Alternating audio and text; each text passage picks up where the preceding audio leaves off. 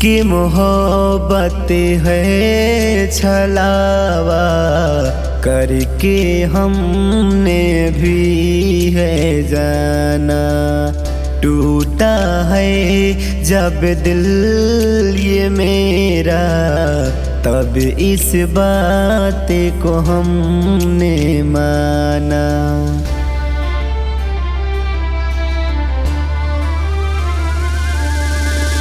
इसकी मोहब्बत है छलावा करके हमने भी है जाना। टूटा है जब दिल ये मेरा, तब इस बात को हमने माना।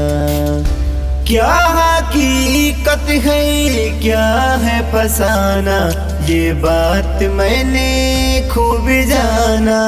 कोई अपना ही होता है बेगाना, ये बात मैंने खूब जाना।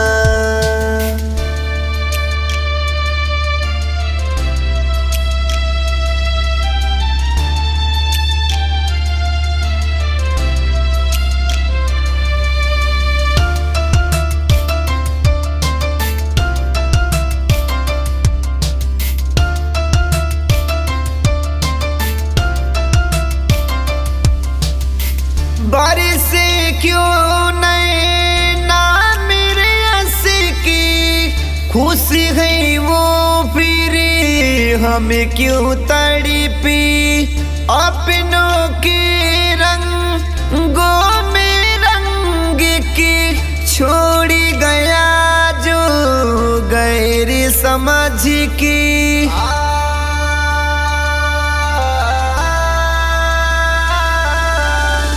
बारिश क्यों नहीं ना मेरे हंस की खुशी है वो, फिर हमें क्यों तड़पी अपनों के रंगों में रंग की छोड़ गया जो गैर समझ की। सभी है केवल मोह माया, ये बात मैंने खूब जाना। कोई अपना ही होता है बेगाना, ये बात मैंने खूब जाना।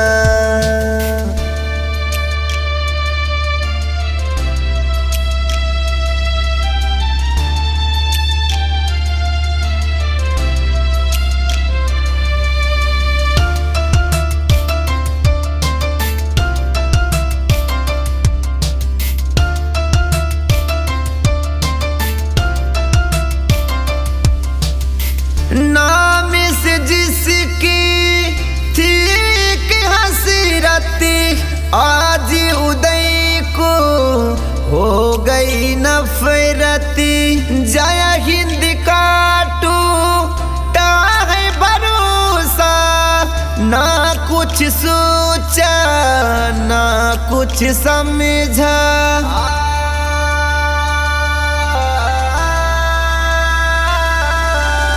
नाम से जिसकी थी एक हसरत, आज उदय को हो गई नफरत। जय हिंद का टूटा है भरोसा, ना कुछ सोचा ना कुछ समझा।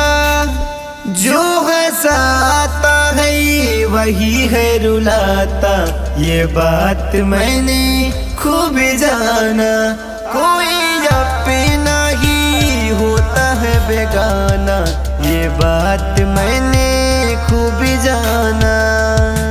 बात मैंने खूब जाना।